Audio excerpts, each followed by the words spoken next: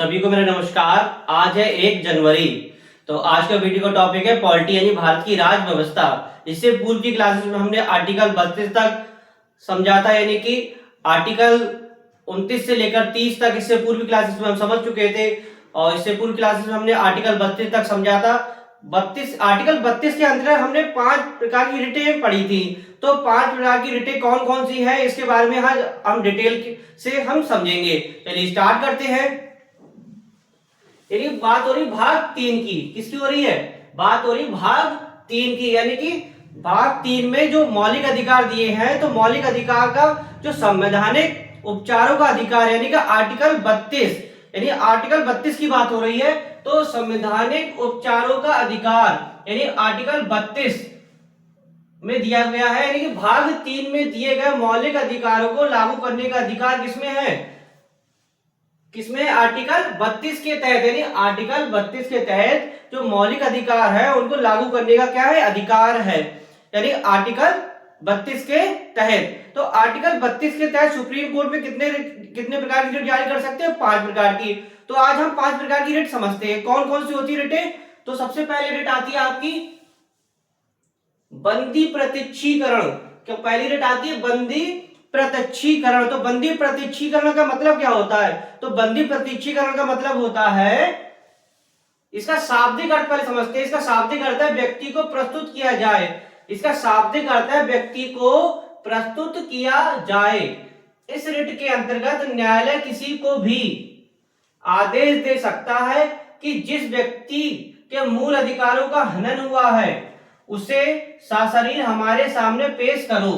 यानी कि बंदी प्रत्यक्षीकरण का मतलब होता है कि जिस व्यक्ति के मौलिक अधिकारों का हनन हुआ है उसे सशरीर हमारे सामने प्रस्तुत किया जाए। किसके अंतर्गत? बंदी प्रत्यक्षीकरण के अंतर्गत। अब बात होती है परमादेश की। दूसरी रिट है परमादेश। परमादेश का मतलब क्या होता है? इसका सबसे पहले शाब्दिक अर्थ समझते हैं। इसका शाब्दिक अर्थ है हम आदेश देते हैं। क्या शाब्दिक अर्थ है? यानी परमादेश का शाब्दिक अर्थ है हम आदेश देते हैं। कभी कभी क्वेश्चन में सीधे सीधे अर्थ पूछ लेता है कि परमादेश का शाब्दिक अर्थ क्या है, तो इसका शाब्दिक अर्थ है हम आदेश देते हैं। तो इसके अंतर्गत हम पढ़ते हैं यह एक नियंत्रण है जिसे न्यायालय द्वारा सार्वजनिक अधिकारियों को जारी किया जाता है ताकि उनसे उनके कार्यों और उसे नकारने के बारे में पूछा जा सके। इसे किसी भी सार्वजनिक इकाई, निगम, अधीनस्थ न्यायालयों, अधिकरणों या सरकार के खिलाफ समान उद्देश्य के लिए जारी किया जा सकता है। यानी कि इसका जो शाब्दिक अर्थ है हम आदेश देते हैं, यानी कि इसका जो मेन बिंदु क्या है? न्यायालय द्वारा सार्वजनिक अधिकारियों को जारी किया जाता है ताकि उनसे कार्यों से नकारने का पूछा जा सके। यानी कि यह न्यायालय द्वारा जारी किया जाता है, यानी किसी सार्वजनिक इकाई द्वारा कोई भी कार्य नकारने पर या मना करने पर यह रिट जारी की जाती है। कौन सी रिट जारी की जाती है? परमादेश। अब बात करते हैं प्रतिषेध की। प्रतिषेध का मतलब क्या होता है? तो प्रतिषेध तीसरी रिट है प्रतिषेध। प्रतिषेध का मतलब होता है रोकना।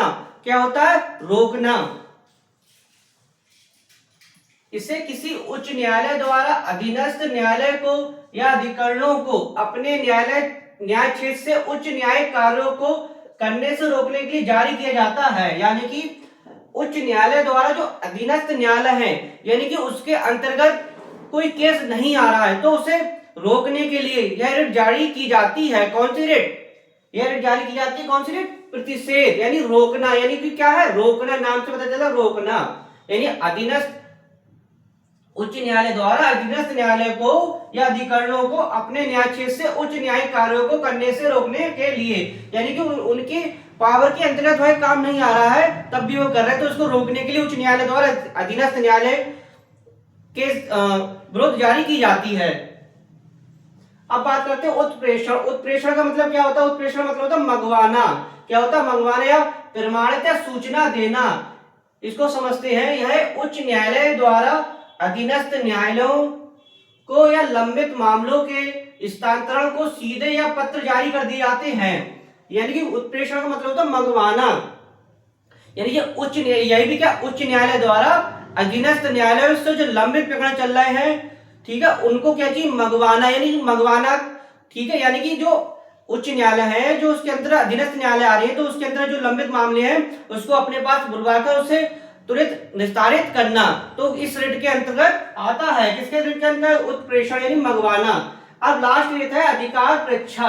अधिकार परीक्षा का मतलब क्या होता है, इसका सीधे सीधा मतलब होता है कि आपका अधिकार क्या है, यानी वारंट के द्वारा, यानी कि कह सकते हैं आपका अधिकार क्या है, या किसी प्राधिकृत या वारंट के द्वारा, इसको ठीक से समझते हैं, इसे न्यायालय द्वारा किसी व्यक्ति द्वारा सार्वजनिक कार्यालयों के दायर दावे की जांच के लिए, यानी कि सार्वजनिक कार्यालय के दायर दावे की जांच के लिए जारी किया जाता है।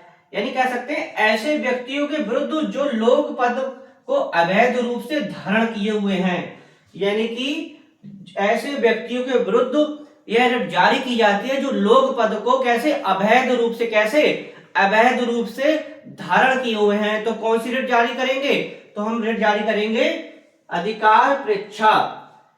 अच्छा, नोट में समझते हैं कि अन्य 4 रिटों को हटाकर, यानी जो 4 रिट है, बंदी, प्रतीक्षा, परमादेश, प्रतिषेध, उत्प्रेषण, इनको हटाकर इसे किसी भी इच्छुक व्यक्ति द्वारा जारी किया जा सकता है, ना कि पीड़ित व्यक्ति द्वारा। यानी कि जो ऊपर की 4 अन्य रिटों को हटाकर किसी भी इच्छुक व्यक्ति द्वारा जारी किया जा सकता है, ना कि पीड़ित व्यक्ति द्वारा। क्या, अधिकार परीक्षा। तो आज की क्लास में हमने संवैधानिक उपचारों का अधिकार के अंतर्गत 5 प्रकार की रिटें, यानी आर्टिकल 32 का सुप्रीम कोर्ट जो 5 प्रकार की रिट जारी करता है वो पढ़ी थी। एक बार हम फिर से शॉर्टली रिवाइज समझ लेते हैं। सबसे पहली रिट है आपकी बंदी प्रतीक्षीकरण, यानी इसका शाब्दिक अर्थ है व्यक्ति को प्रस्तुत किया जाए। फिर आता है परमदेश, इसका शाब्दिक अर्थ हम आदेश देते हैं। प्रतिषेध का जो शाब्दिक अर्थ है रोकना। उत्प्रेषण का शाब्दिक अर्थ मंगवाना या प्रमाणित है सूचना देना। और अधिकार परीक्षा, यानी कि अधिकार परीक्षा मतलब आपका अधिकार क्या है, या किसी प्राकृतिक या वारंट के द्वारा। उत्प्रेषण के एग्जाम्पल के तौर भी समझते हैं रिट, यानी कि अगर लोअर कोर्ट ठीक से मुकदमा नहीं सुनना है, यानी लोअर कोर्ट अगर ठीक से मुकदमा नहीं सुनना है या फिर निर्णय ले चुकी है, तो हाई कोर्ट अपने पास मंगवा लेता है। तो नाम से पता चला उत्प्रेषण ही मंगवाना, यानी कि जो लोअर कोर्ट है तो किसी मुकदमे की ठीक से सुनवाई नहीं कर रहा है, इसका निर्णय ले चुका है, तो हाई कोर्ट उसे अपने पास मंगवा लेता है उस मुकदमे के लिए। तो आज की क्लास में हमने 5 प्रकार की रिटें पढ़ी, यानी कि संवैधानिक उपचारों के अधिकार के अंतर्गत आर्टिकल 32 के अंतर्गत जो सुप्रीम कोर्ट 5 प्रकार की रिट जारी करता है उसे हमने आज समझा। तो आशा करता हूं वीडियो आपको अच्छा लगा होगा। वीडियो को अच्छी तरह से लाइक कीजिएगा, शेयर कीजिए, कमेंट कीजिएगा। नेक्स्ट वीडियो नेक्स्ट टॉपिक के साथ मिलेंगे। धन्यवाद।